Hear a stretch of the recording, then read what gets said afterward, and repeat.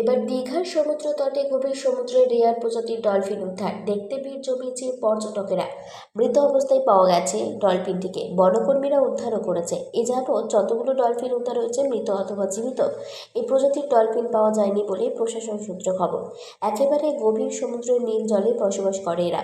গায়ের রং নীল, লম্বায় 5.5 ফিট, ওজনে 95 কেজি। বিশেষজ্ঞরা এই নিয়ে পরীক্ষা নিরীক্ষা চালাবেন বলে জানা গেছে। কারণ কেবল দীঘার সমুদ্র সৈকতে শুধু নয়, নিউ দীঘা থেকে হলদিয়া পর্যন্ত 78 কিলোমিটার উপকূলে যত্রতত্র হামেশাই মৃত অর্ধমৃত ডলফিন হামেশাই উঠছে এবং তা বিগত 2 বছর ধরেই দেখা যাচ্ছে। কেন এইভাবে মারা যাচ্ছে? কোনো ভাইরাসজনিত রোগ ব্যাধি নাকি অন্য কোনো কারণ? এই নিয়েই পরীক্ষা নিরীক্ষা চালাবেন বিশেষজ্ঞরা।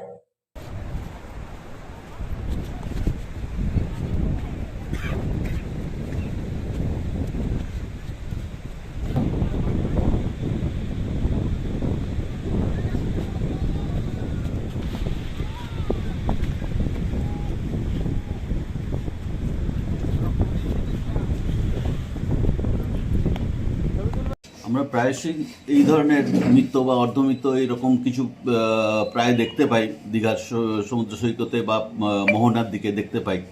তো আজকে যে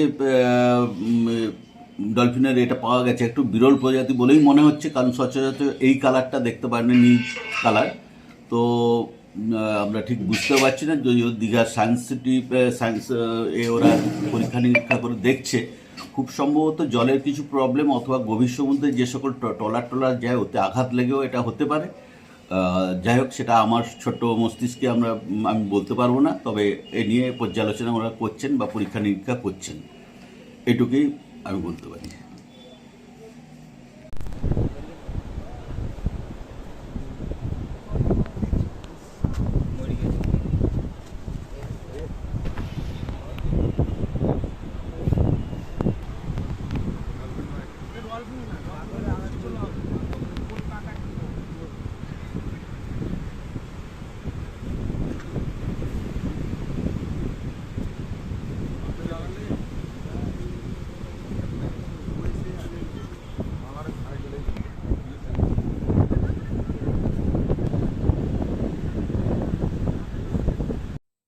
ব্যুরো রিপোর্ট, 99 নিউজ বাংলা।